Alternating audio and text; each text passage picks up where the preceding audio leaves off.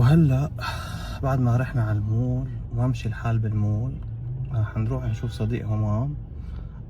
وهو حيظبط لنا امور التسجيل هذا اللي حكيت لكم عليه. وهلا كل الشغلات. وهذا ابو الهيم وراي. ايوه اليوم قاعد ورا، مقرر يقعد ورا، غريب على العاده بيقعد قدام عشان نصور لكم صور حلوه.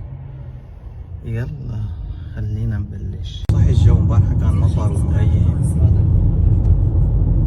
شوفوا لي هالابراج المسكوك، العمار شغال على قدم وساق، في عمليات بناء كثيرة هون.